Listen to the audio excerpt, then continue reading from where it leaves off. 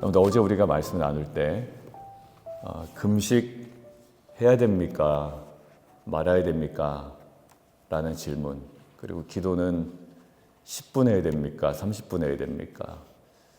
그 질문에 있어서 어제 예수님의 핵심적인 표현이 있다고 그랬죠. 어제 본문 잠깐 보겠습니다. 우리와 바리새인들이라고 이야기했습니다. 우리와 바리새인들은 금식하는데 왜 당신의 제자들은 도통 금식을 안 합니까? 아, 맞다, 금식해야 되는데. 이게 아니라 혼인집 손님들이 신랑과 함께 있을 동안 그 시점을 자꾸 강조하시죠. 그러나 신랑을 빼앗길 날이 그 시점, 이르리니 그때에는, 그러니까 어제 가장 중요한 핵심은 지금이 어느 때인지를 알아라. 금식을 부정하신 것도 아니고 금식을 막 옹호한 것도 아닙니다. 그들의 형식적인 금식을 옹호한 것도 아니에요. 그러나 지금이 어느 때인 줄 정확히 알아야 됩니다. 그래서 우리가 센터빌로 이제 이전에 와서 지금 무엇 해야 하는 때인지를 저희로 하여금 보게 하셨고, 그 관점에서 어제 말씀이 있었습니다. 오늘 본문도 마찬가지입니다. 오늘 기적 이야기가 계속 나옵니다. 근데 사실 지금 누구의 시간이 시작되고 있는가라고 묻고 있는 것 같아요. 저와 여러분의 시간은 항상 멈춰져 있는 것 같고, 저와 여러분의 시간은 계속 후퇴하는 것 같고, 더 마음이 어려울 때도 있습니다. 자, 지금이 어떤 시점인지, 그리고 누가 움직여야 하는 때인지 말씀 앞에 우리가 좀 오늘 성령께서 주시는 마음을 가지고 좀 잘 분별하는 시간 되었으면 좋겠습니다. 자, 첫 번째요. 오늘 단순한 기적 사건이에요. 보지 못하던 자들이 보게 됩니다. 근데 저는 여러분들 어떠했는지 모르겠지만 제 눈에 들어온 표현이 하나 있습니다. 본문에 보면 27절에 예수께서 거기서 떠나가실새, 이제 그 사역을 마무리 짓고 떠나가려는 그 시점이에요. 예배 끝나고 이제 가신 겁니다. 강사 가시려고 그래요. 이제 자신의 살던 주로 돌아가시려고 하고 이제 복귀하시려고 하는 그 시점입니다. 근데 그때 두 맹인이 따라옵니다. 한 사람이 아니라요, 두 맹인이 따라와요. 복수죠. 이들이 예수님을 부른 시점도 의미심장합니다. 예수님이 떠나가실 때 그 순간에 다급하게 외치는 거예요. 뭐라고요? 다윗의 자손 예수여, 다윗의 자손이여, 우리를 불쌍히 여기소서. 이 장면을 가만히 묵상하다 보니까 질문이 하나 생기더라고요. 맹인은 어떤 사람이에요? 앞을 보지 못하는 사람이죠. 정말 스스로 아무 도움 없이 그 순간에 함께 예수께로 두 사람이 손 붙잡고 나올 수 있었을까라는 거예요. 야, 우리 빨리 쫓아가자. 불가능했을 거예요. 앞을 볼 수 없기 때문에요.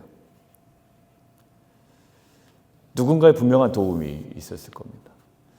여러분들 센터빌 지역이 한인들이 참 많아요. 어제 누구랑 이야기했죠?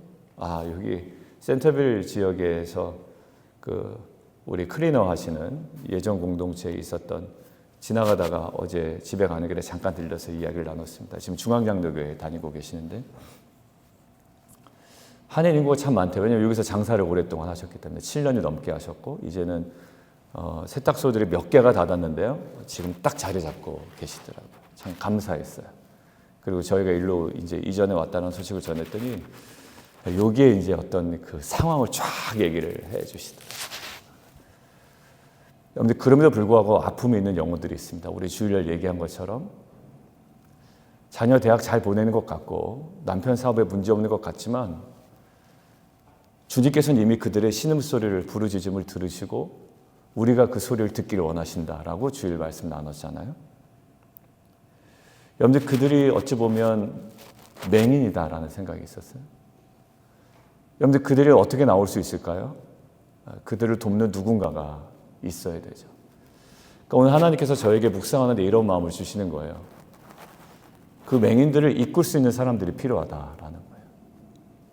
여러분들 이것들을 묵상하는데 성경에 복음서에 똑같은 얘기가 있죠. 중풍병자 예수님께 데려오는 사람들이 있어요.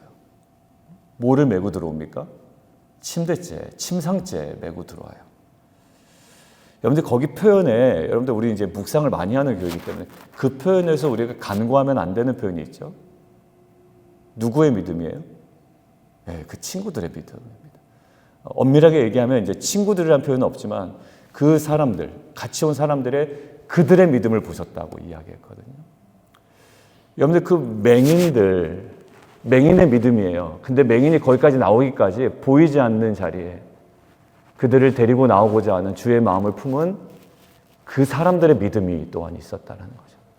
저희가 센터빌 지역을 두고 기도합니다. 제가 어제도 그 집사님께 말씀드렸어요. 집사님 모르셨겠지만 저희가 목요 성령 집회 때 그리고 토요일 날 새벽 기도회 때 그리고 가끔은 주일 중보 기도회 때도 중앙장로교회와 열린문교회와 이 지역의 큰 교회를 위해서 기도합니다.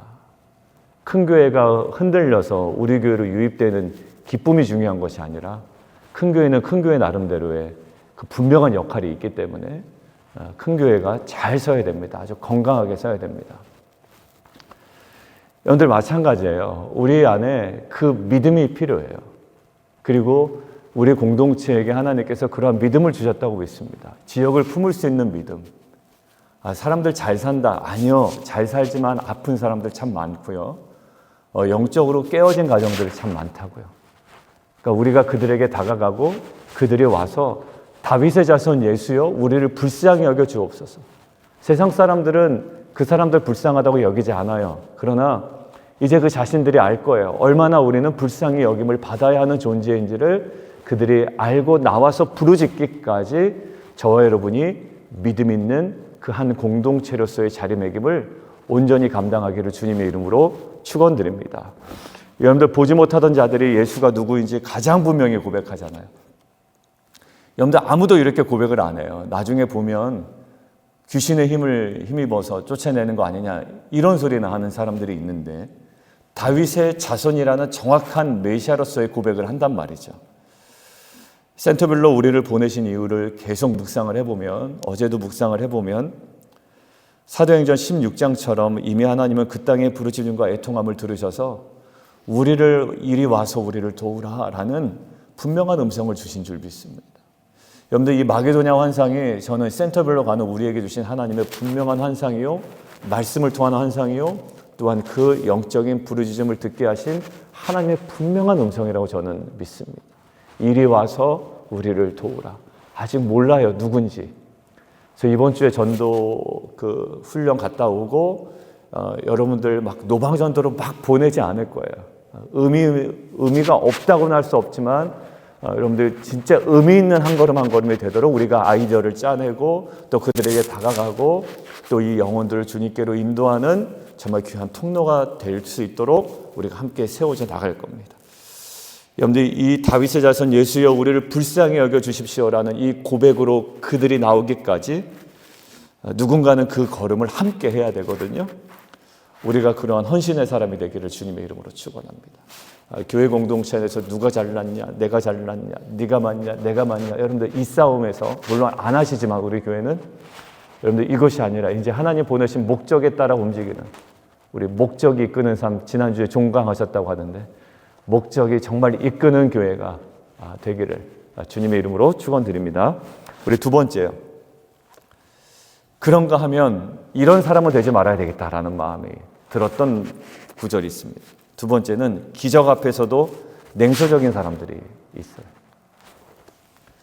여러분 한 가지 예를 들어볼까요? 하나님께서 센터빌로 이곳에 보내셨다는 것은 부정할 수 없는 사실이에요. 왜냐하면 하나하나 다 막으셨어요. 어제도 중앙장로교회 이야기 듣고 우리 교회 이야기하고 그 교회 이야기 듣고 우리 교회 이야기하고 옛날 교회 이야기 한번 좀 양념으로 했다가 그래서 한 1시간 반 이상 얘기하다 간 것 같아요. 서서 커피 마시면서. 여러분들 근데 여러분들 조금 좀 투머치한 얘기할 수도 있지만 제가 금요일 날인가 토요일 날에 머리를 헤어커트를 했거든요. 좀 짧아졌죠. 우리 미장원 원장님하고 교회 얘기를 많이 해요. 미장원 원장님은 인터내셔널 갈보리 교회를 다니시거든요. 그래서 기도도 열심히 하시고. 그래서 우리 교회 이제 센터를 옮기게 됐습니다. 그래서 몇 마디 이렇게 짝 했어요. 목사님 소름 끼쳐요. 이제 이러더라고요. 왜냐면 이제 인터내셔널 갈보리 교회도 목사님 이제 큐티하는 교회. 나의 목회 생명은 큐티다 이러신대요. 그 여자 목사님이신데 이성자 목사님. 목사님 그 공동체와 함께 묵상했던 그 내용들 9월부터 있었던 걸 잠깐 말씀을 드렸더니 막 이제 소름이 끼치고 감사하다라는 거예요. 다 막으셨잖아요. 뭐 스프링필드, 센트, 그 레스턴, 어디예요? 우리 뭐 스털링, 여러 군데요. 결국 이곳으로 가세요. 그런데요, 그럼에도 불구하고 냉소적일 수 있다라는 거예요. 왜? 내 마음에 안 들면 그렇습니다. 냉소적일 수 있어요. 충분히 냉소적일 수 있어요. 분노할 수 있고요. 짜증낼 수 있어요. 여러분들 오늘 보면 말 못하던 사람이 말을 하잖아요. 귀신 들려서. 여러분들 이거는 그 성령 사역을 빙자한 연기하는 데도 엄청 많아요. 저는 분명히 있다고 봅니다. 인간이 너무 약해서요. 성령을 돈 주고 살 줄도 아는 사람이 있었잖아요. 사도행전 몇 장에? 8절에. 여러분들 잘 분별하시기 바랍니다. 막 금리빨 이런 거 저는 안 믿어요. 안 믿는 게 아니라 그것만을 강조하는 집회 여러분들 진짜 그거는 별로 좋지 않은데. 무슨 금리빨이 중요하겠어요. 금리빨만 계속 강조해요. 근데 결국 그러다가요 다 공동체가 해산됐습니다. 그 모임이요. 여러분들 말 못하던 사람이 말하게 되잖아요. 분명한 회복이에요. 분명히 하나님의 역사예요. 그런데 반응이 둘로 갈립니다. 여기 잘 보세요. 33절 무리는 놀랍게 여기르죠. 야, 이스라엘 가운데 이런 일을 본 적이 없다. 무리가 이 정도인데요. 자, 그런데 바리새인들 보세요. 누구보다 하나님을 잘 안다고 했던 사람들. 이 사람들이 문제다. 항상 보면 뭔가를 자신이 안다라고 한 사람이 항상 문제다. 귀신의 왕을 의지하여 귀신을 쫓아낸다라는 거예요. 단순한 오해가 아니죠. 영적인 무지이고 영적인 무감각이에요. 이미 하나님이 일하고 계신데 빛과 소금 교회 일하고 계신데 영적 무지와 무감각 때문에 딴소리를 한단 말이에요. 그 역사를 인정하지 않아요. 해석을 비틀어 버려요. 성경에도 이런 장면이 반복되는 거 아세요? 10가지 재앙 누가 했습니까? 우연히 된 거죠? 아니에요. 하나님께서 의도를 가지고 애굽에 10가지 재앙을 내리셨어요. 여러분 바로의 마음 보세요. 끝까지 마음을 굳게 가집니다. 성경이 바로의 마음을 굳어버리겠다라는 표현이지만 그 핵심 뭐냐면 굳어버린 마음 그냥 내버려 두셨다라는 거죠. 여러분들 기적이 부족해서인가요? 아니요. 10가지 기적이나 있었다고요? 마음이 닫혀 있었기 때문입니다. 여러분들 일상의 비유로 정말 지나치게 비유를 하면 이것입니다. 햇빛은 똑같이 비추고 있는데요. 어떤 사람은 그 빛으로 길을 막 찾아다니면서 너무 좋다고 얘기하는데 어떤 사람은 눈을 지끈 감아버리는 거예요. 그리고 안 보여. 캄캄해. 왜 이런 거야? 라고 이야기하는 겁니다. 여러분들 지금은 냉소적일 때가 아니라는 거예요. 지금은 어제 말씀드렸죠. 은혜의 파도에 딱 올라타야 될 때라는 거예요. 기도할 때이고 그 영혼을 향하여 우리가 부르짖음의 소리를 들어야 될 때이고요. 재단하고 거리 둘 때가 아니라는 거죠. 하나하나 영적으로 민감하게 하나님의 하신 일에 대하여 우리가 온전히 찬양할 수 있어야 됩니다. 무리들은 심지어 무리들은 야 이스라엘에 이런 일을 본 적이 없다라고 감탄 정도는 했잖아요. 저와 여러분은 감탄이 아니라 심지어 냉소적인 태도가 아니라 이제는 하나님을 온전히 찬양하고 앞으로 하실 일에 대하여서도 우리가 담대하게 나가는 저와 여러분 되기를 주님의 이름으로 축원합니다. 자, 세 번째는요. 지금이 무슨 때인가라는 계속 그 묵상이었잖아요. 어제부터요. 하나님께서 정확하게 말씀해 주십니다. 일꾼을 보내달라고 기도해야 될 때이다. 지금은 사람 보내달라고 기도할 때가 아니라 그 사람을 인도할 수 있는 일꾼을 보내달라고 기도해야 될 때이다. 성읍을 다 다니시죠. 가르치시고 전파하시고 고치십니다. 근데 사역을 계속 하고 계시는 와중에 한 가지 감정이 있는 거예요. 36절 같이 한번 읽습니다. 시작. 무리를 보시고 불쌍히 여기시니 이는 그들이 목자 없는 양과 같이 고생하며 기신함이라. 불쌍히 여기셨다. 목자 없는 양을 보시는 마음. 여러분들, 제가 목회자로서 가져야 되는 마음이 바로 이 마음이라고 저는 생각이 듭니다. 여러분들, 약간 여러분들이 중간에 서운해지는 지점이 있으면 꼭 중간에 얘기를 해주세요. 어떤 지점이냐면, 목사님 계속 센터빌로 나가기만 하시고 나에 대해서는 관심이 없네. 잃어버린 영혼에 대해서는 외치시는데 왜 나는 케어를 잘 안 하시는 것 같지? 이런 오해가 느낄 만한 저의 행동이 있다면 꼭 얘기를 해주시란 말이에요. 여러분들도 제가 섬기고 돌봐야 되는 한 분 한 분들입니다. 근데 제가 너무 센터빌 지역에 영혼들을 가야 됩니다라고 할 때 그 발언에서 아니면 저의 사역의 시간의 할당에서 이런 부분에서 혹시 여러분들이 오해하신다면 목사님 노크를 해주세요. 목사님 저도 좀 아파요. 이렇게 얘기해 주셔요. 그럼 제가 그 모든 것들을 풀고 나아가니까요. 자, 근데 여기 보세요. 저한테 그들이 향하던, 여러분들이 향하던 뭐냐면 목자 없는 양을 보시는 마음이 저에게는 날마다 견지되어야 된다라는 거예요. 예수님은 제자들에게 의외의 말씀을 하시죠. 더 가자라고 얘기하지 않으세요.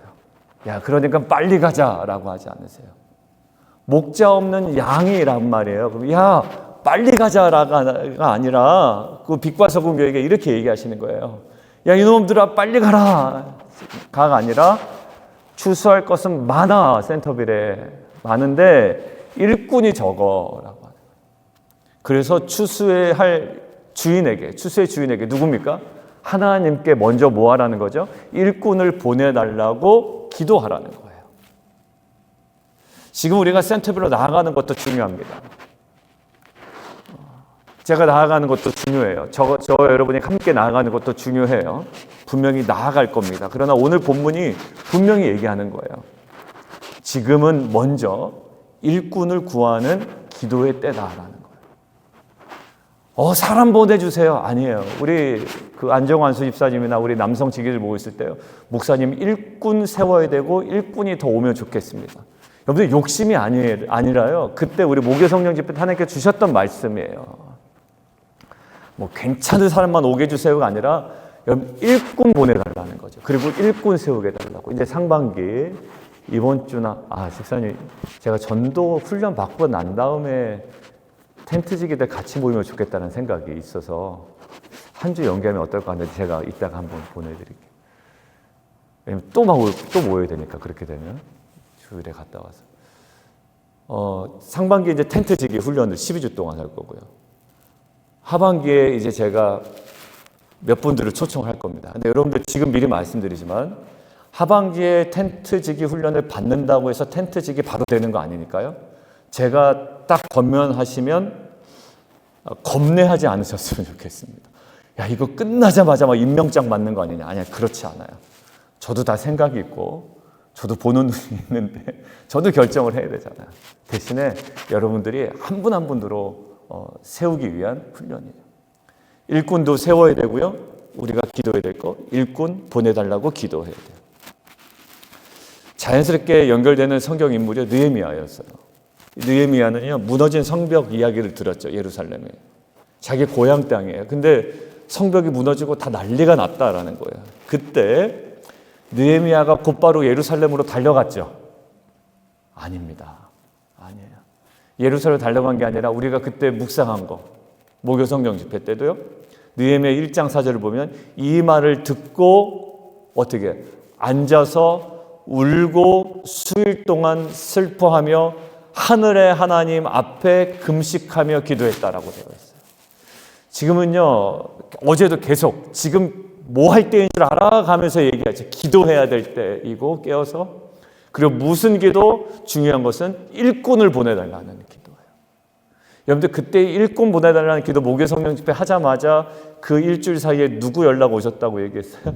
권미애 집사님. 지금 라이브로 들으시는지 모르겠네요. 그래서 제가 권미애 집사님 사실 그 전에 연락을 저한테 자주 페이스북 메신저로 하셨는데 제가 말씀드렸어요. 의도적으로 연락 안 했어요. 왜? 다른 교회 다니고 계시는 줄 알고 있기 때문에. 근데 그날은 기도했기 때문에 뭔가 뭔가 이상해서 응답을 해봤어요. 근데 저한테 말씀하시길, 목사님 제가 교회 출석 안 한 지 오랫동안 됐습니다. 목사님 교회 나가도 됩니까? 이렇게 되는 거예요. 그래서 지금 무슨 일 하고 계세요? 교회 배너 디자인 다 하고 계시잖아요. 지금 제가 가끔 올려드리는 주보에 있는 배너 디자인, 권매 집행 다 하고 계세요. 여러분들, 느헤미야는요 스스로 일꾼을 자처하지 않아요. 그 소리를 들은 다음에 대신에 기도의 사람으로 서는 시간을 저희가 먼저 가집니다. 여러분들, 우리가 이따가 기도할 때 우리 빛과 소금 교회 일꾼을 보내달라는 기도를 말씀 붙들고 하세요. 왜? 오늘 주셨던 말씀이기 때문에. 그리고 여러분들 비즈니스 하신 분들 계시죠? 여러분들 비즈니스 하실 때도 여러분들 일꾼 보내달라고 기도해요. 안종호 집사님 비즈니스 하시는데요, 항상 뭐의 기도 제목이냐면, 여름에 정말 일이 많거든요. 근데 일꾼이 부족할 때 제일 힘들어 하시더라고요. 막 갑자기 일하다가 그만두고 또 막 뭐 못 나오고 막 이러다 보면요, 막 큰 이제 막 그 설비를 설치해야 되는데요. 여러분들, 결국 기도 속에 저는 하나님이 느헤미야 자체를 일꾼으로 빚으셨다고 믿고요. 그 다음에 그 느헤미야와 동역할 자들을 보내주셨어요. 그래서 성벽이 며칠 만에 다시 복구되는지 아세요? 52일이에요. 52일 만에. 어떻게? 각자 자기 집 앞에 있는 것들 다 하나하나 감당해 나가고요. 여러분들, 그게 어떻게 돼요? 하나님께서 한 사람 한 사람을 일꾼으로 세우시고 또 보내주신 결과라고 믿습니다. 여러분들, 오늘 본문에서 가라가 아니라 기도하라고 하신 이유가 바로 여기 있습니다. 야, 지금 목재 없는 양과 같이 고생하며 기전합니다. 가라 이놈들아, 이게 아니라 제자들에게 이르되 추수하는 주인에게 청하여 추수할 일꾼들을 보내주소서 하라. 여러분들, 이 시즌에 우리에게 주시는 의미심장한 말씀이라고 생각이 듭니다. 우리가 그 기도의 자리에 다시 서기를, 그리고 하나님께서 준비하실 일꾼들이 이 공동체 가운데 세워지기를 주님의 이름으로 축원합니다. 이제 한 사람 한 사람 이제 일꾼으로 바라보시고, 또 그렇지 않더라도 일꾼으로 함께 세울 수 있는 우리 좀 성숙한 공동체 되기를 주님의 이름으로 축원드립니다. 우리 함께 좀 기도하죠.